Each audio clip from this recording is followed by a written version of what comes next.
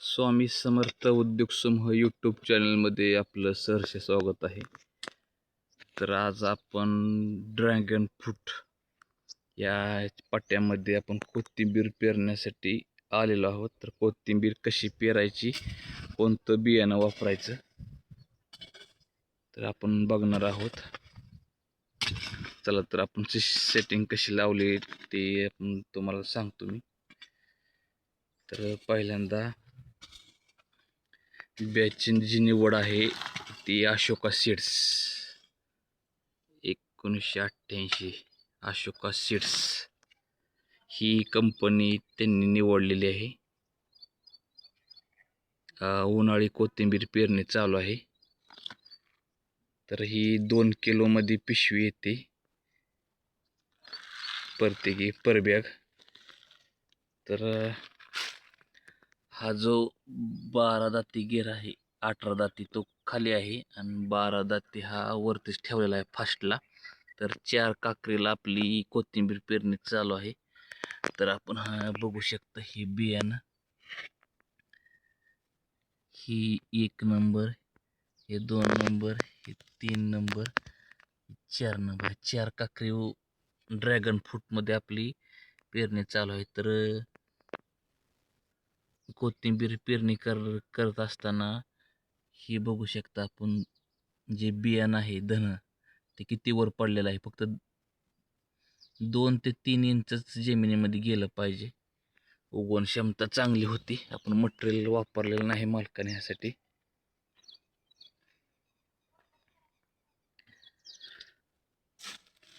तर पट्टीचा घेर जो आहे तो बेच्या आकारानुसार द्या.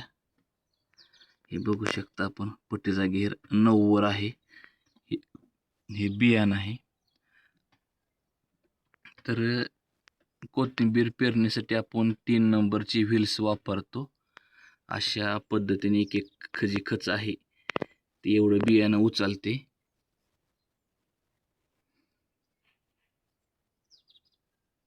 तीन नंबरच्या या व्हील्सने आपण कोथिंबीर पेरणी करत आहोत.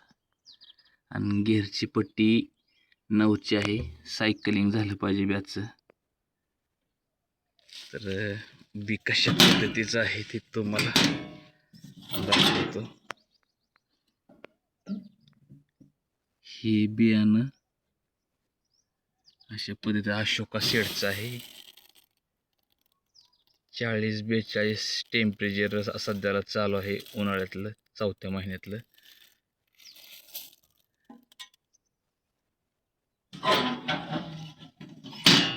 त्या टेम्परेचरला पेरणे चालू आहे. तर आपण बघू शकता, हा ट्रॅक्टर आपला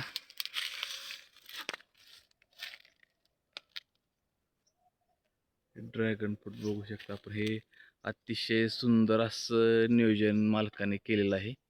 ही ड्रॅगनसाठी झाकलेलं आहे वरनं. त्यामुळं जो पट्टा आहे आपला मधला, ह्या पट्ट्यात सावली पूर्णपणे आलेली आहे. तर अगोदर ह्याची मशागत ह्यांनी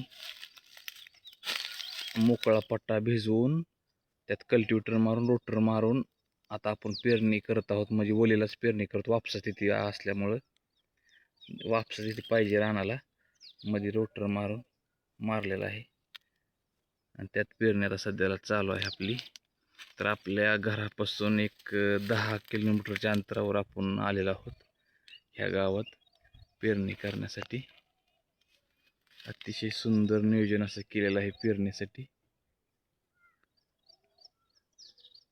तर तुम्हाला कोणत्या अडचणी जर असतील, उन्हाळी कोथिंबीर पेरणी कशी करायची, तर व्हिडिओच्या वरती माझा नंबर दिलेला आहे.